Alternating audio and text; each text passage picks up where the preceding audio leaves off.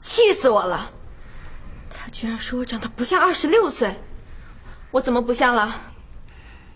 你还在想白天那事儿啊？我说句实话啊，我觉得你长得，不说了。为啥不说了呀？我怕我伤着他。哎呦，你别往心里去了，你跟一个失忆的人计较什么呀？你倒是不计较了，他把你写得多好呢。你不要这么说嘛，我也不想这样。我可是咽不下这口气。他一个失忆的人，凭什么写历史啊？他写完了，他怎么署名呢？别写了，快别让他写了，他再写下去，咱们没一个有好名声的。没错，所以一定要想一个办法解决他。我真没想到咱俩想到一块儿去了。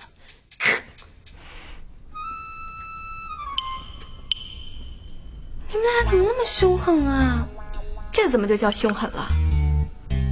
我只是想要跟他一刀两断。什么呀？我的意思是，把他给剁啊！突然之间好困啊，我回去睡觉了。哎，你别玩呐！你个熊！哎，咱们睡吧。俏俏睡觉害怕，我去陪陪他。俏俏，小气。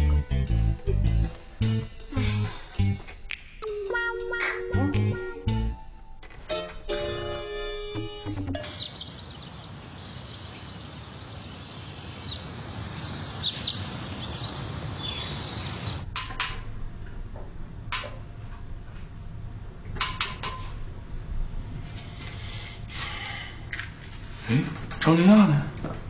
练影壁呢。对，我的天，这什么玩意儿毛了？怎么样，隐不隐蔽？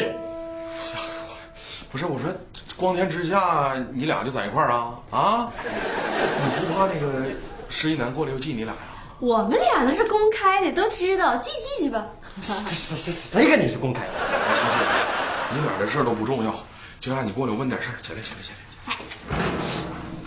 那个，你睡觉是不是特别轻啊？作为一名生存大师，睡觉轻是基本条件，这样才能在野外生存。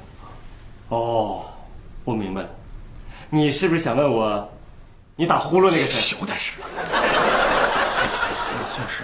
打呼噜呢，又叫呼吸暂停综合症，可能是神经性的，也可能呢是你气管太窄导致而成的。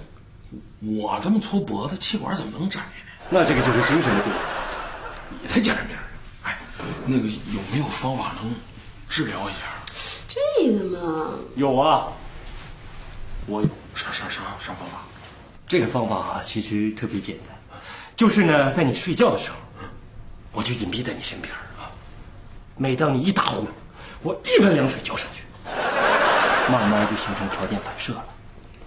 那我以后睡觉是不是就不打呼噜了？不是不打呼噜，是不用睡了。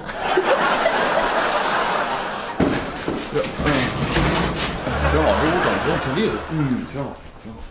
哎，你们几个躲这儿。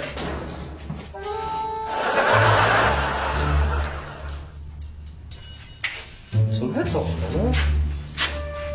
他干啥有事儿啊？吃了吗？别问我，别跟我说话，我什么都不知道。把本收回去，别记啊，别记。我没记啊。这都怎么了都？